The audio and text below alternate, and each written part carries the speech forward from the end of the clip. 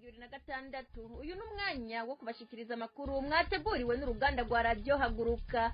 Imbere yo kubashikiriza ingingo zimwe makuru hagaze ko mu nkundire mbanze ndabahe mwiri wabandi mwaramutse bivanye naho umwe wese aherereye muri kano kanya.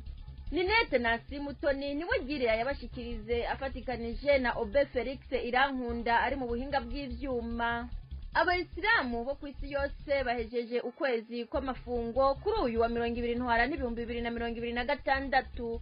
Mu Burundi abayisilamu hamwe n'umutegetsi yabagendeye ku rwego rw'igihugu bigishije amajambo ahagaze ku rukundo, icyo bamwe babona ko cyabuze mu ndongozi zikomoka muri CNDD FDD, bagasaba abarundi guhaguruka bashireho indongozi zigendera urukundo.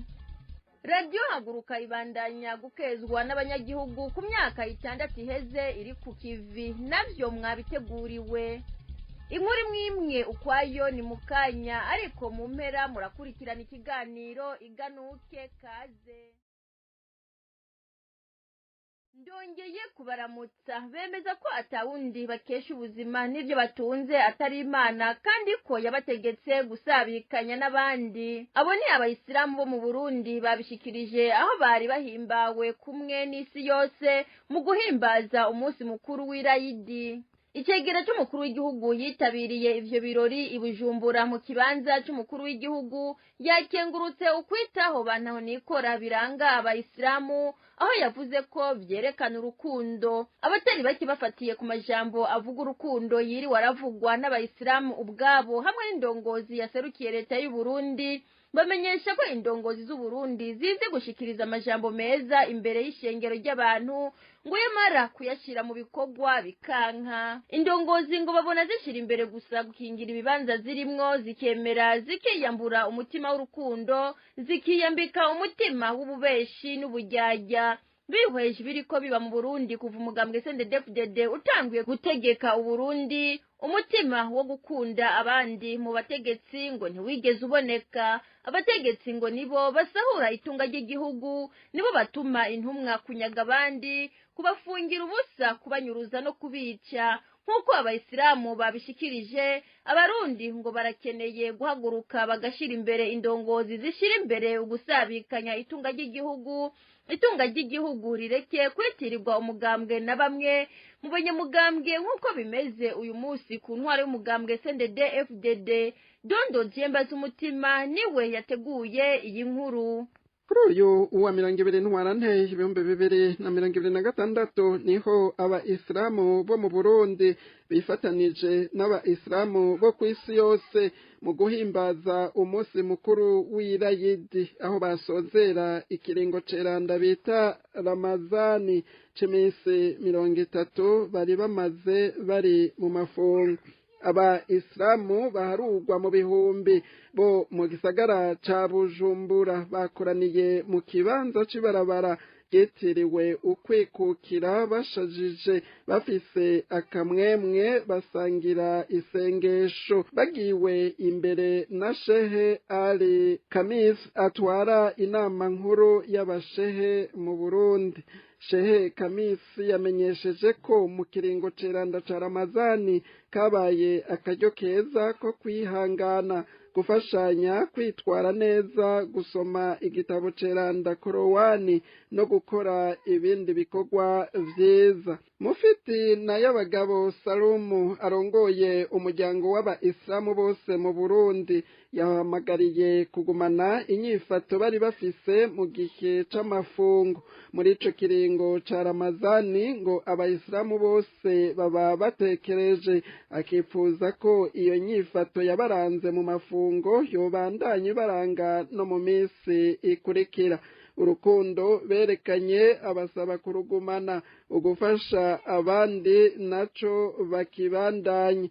Yanatumiriye abayisilamu gusangira n'abandi uyu munsi mukuru, gutyo babandanye gusasagaza urukundo no gukorera Imana.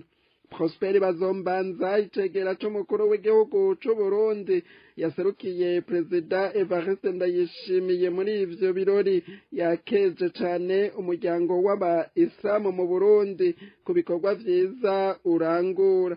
yasiguye ko kwitaho banaho nikora biranga abaisilamu hamwe n'ibindi bikorwa birangurwa na Komibu vyerekana urukundo rubarizwa mu baisilamu.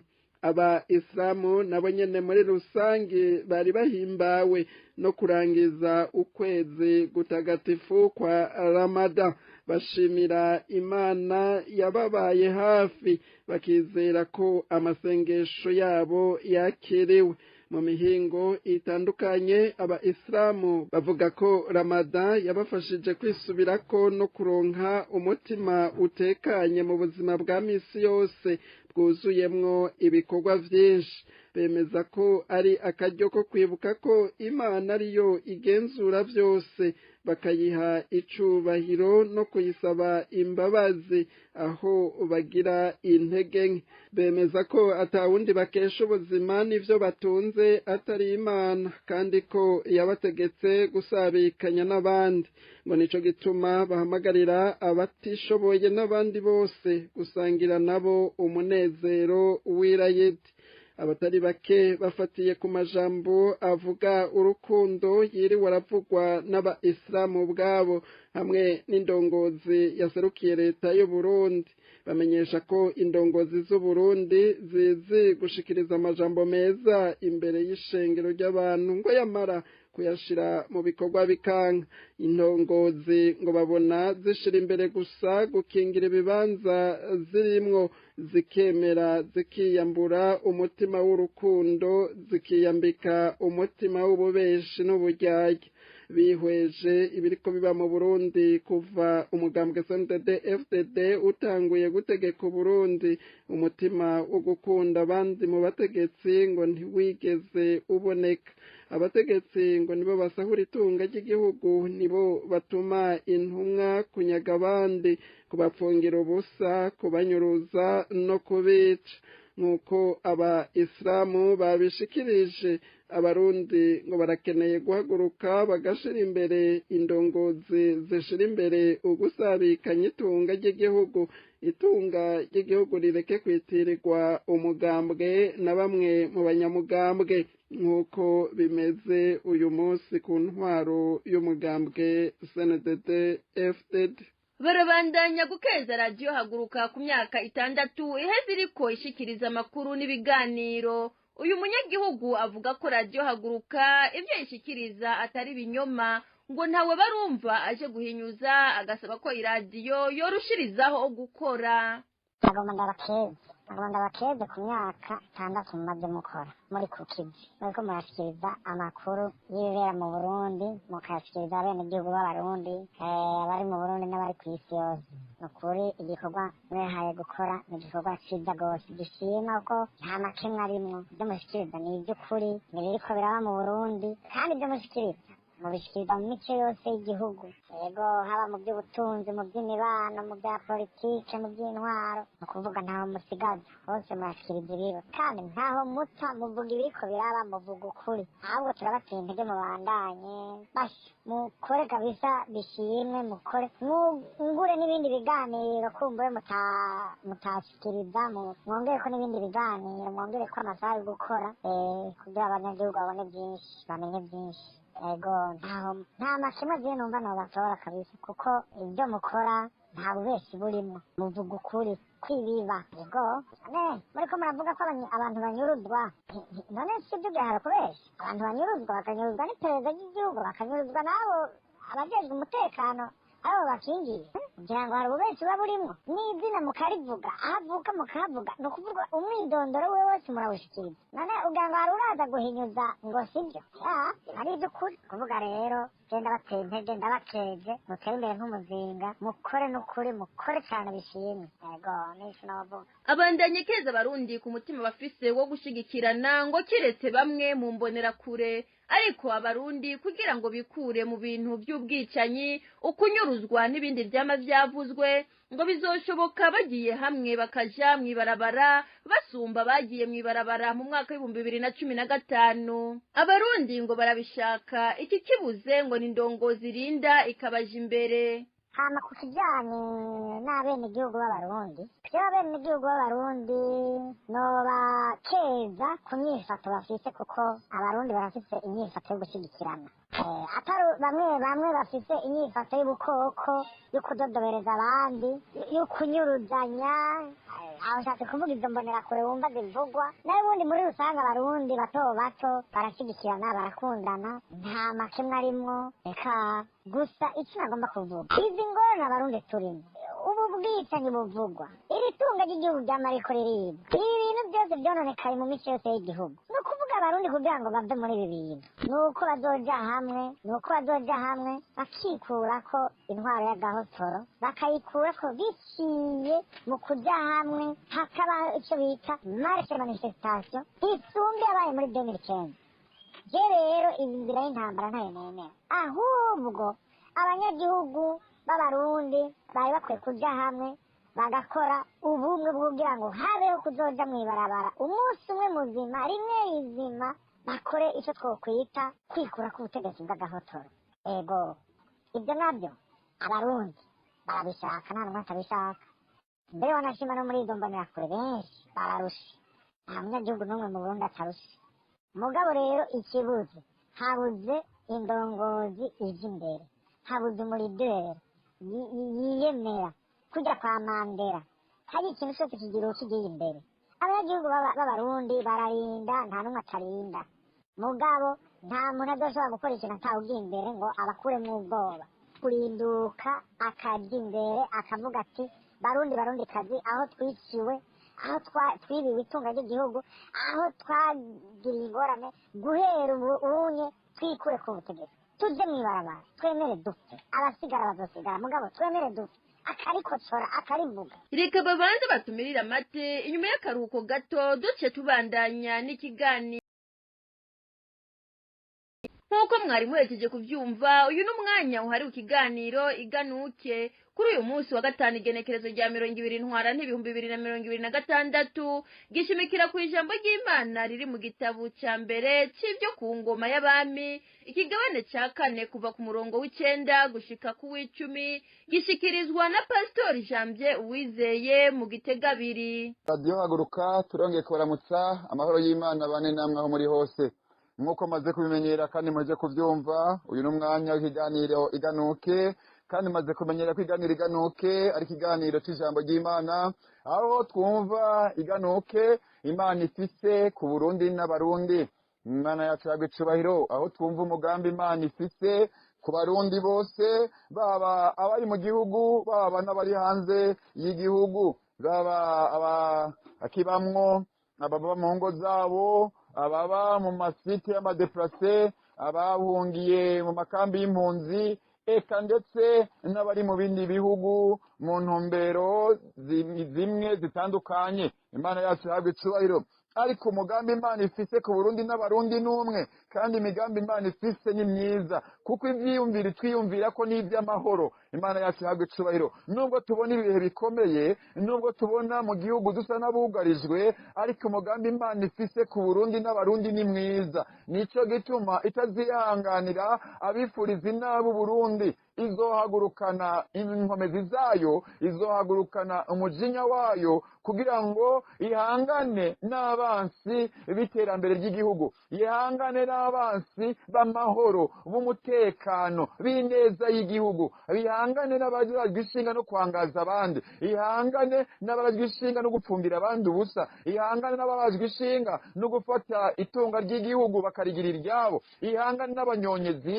ihangane n'abagizi ba nabi bafashe ibyari gutuma Burundi buba igihugu c'amata n'ubuki bakabigira ivyabo raba igihugu gisigaye kimeze nk'umusaka ngaba abahoze baza isoko nkuru ya Bujumbura yariri aho twita kuri Sojemake warahagera ukumva uranezerewe warahagera ku masaha kumugoroba ukumva abakokayi bamwe bose ko barahamagara bavuga iyo baja nizagatseye bango gasenyi ngagara kabati ngagara cibitoke ati cibitoke ngo kafe kamenge, ivyo murabizi, benshi murabizi. Ariko uno munsi abantu batonda umurongo, bamwe bakagwana mu kwinjira, utagira inguvu akaranirwa ingene yurira, ahubwo igipolisi kiza guciragiza abantu. Uno munsi umuntu igitoro kimukamanye bavyita ngo ni pane bete, ariko uno munsi ngira ntawo bakivyita pane bete. Imana itabare cyane, kubera ari ikibazo cy'igihugu, sinzi ko n'igihugu naco aricyo cagize iyo pane bete. Imana itabare cyane.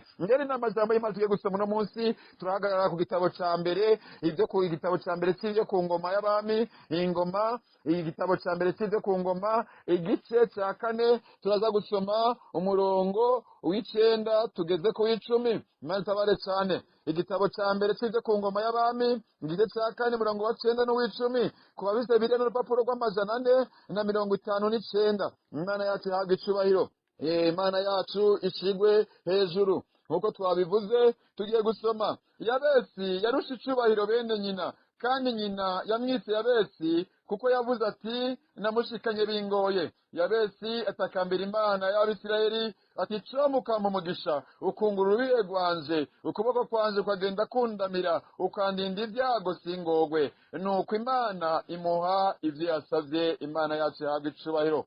Imana yacu ishigwe hejuru. Iki gihe rero Yabesi ariko arasenga abwira Imana ivyo asaba, aravuga ati comuka mu mugisha. Nubwo Yabesi nyina aravuze ati umwana namwise Yabesi ko namurose bingoye. Imana itabare cyane. Yari umwana wo mu mubabaro, yari umwana yabonetse habaye umubabaro. Imana itabare cyane. Ariko Yabesi areka kugumana ako gahinda, areka kukubyakira, aravuga ati nubwo bimeze uku nanje reka nisabire umugisha. Imana itabare cyane. Harageze rero abarundi ko tutaguma muri ako gahinda, ko tutiyakira ngo tubifate nk'ibisanzwe. Imana itabare cyane. Uno munsi mu gihugu uzabumva bakubwiye ngo nimwihangane, ngo none by'icyo gitoro umuntu nogikura hehe.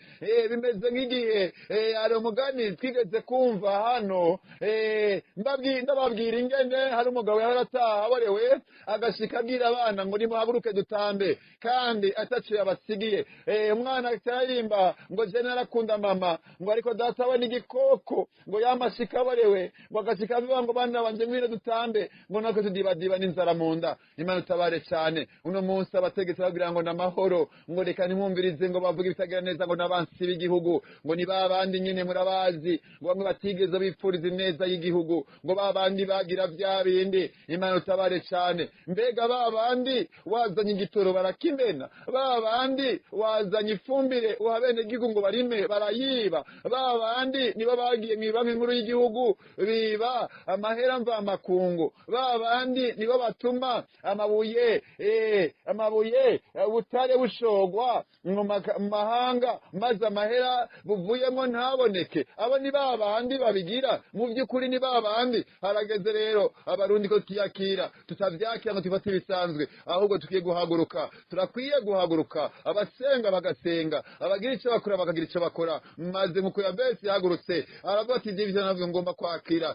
singomba kugurama muri ibi. Atarasenga ngo atakambira Imana y'Abisirayeli ati comuka mu mugisha, ukungura urubihe rwanje, agicubahiro, ukuboko kwawe kukandamira, ukandinda ibyago singogwe. Mu ijambo ryatubwiye neza ngo nuko Imana imuha ivyo yasavye vyose. Nagira mbabwire yemwe barundi kazi, nitwatakambira Imana izoduha ivyo twasavye. Nitwasaba Imana kuduhindurira igihugu, izoduha ivyo twasavye. Imana itabare cyane. Uno munsi raba abadandaza bararira, bakarira ko ibintu byabuze. Imana itabare cyane. Abadandaza bararira, abo twara twita bagwiza tunga bararira ko babuze amahera mva amahanga bojana kuranguza. Uno munsi ibibazo ni ibibazo. Imana itabare cyane. Uno munsi barakubwira ngo erega ngo abarundi turatunze, ngo abarundi turabakire cyane. Uno munsi ngo umurundi ngo arashobora kwironkera ivoka, ngo ariko ahanigurwa amadolari menshi bakadukindaga. Mbega amavoka aracariho. Imana itabare cyane. Kera abarundi bacu umugani ngo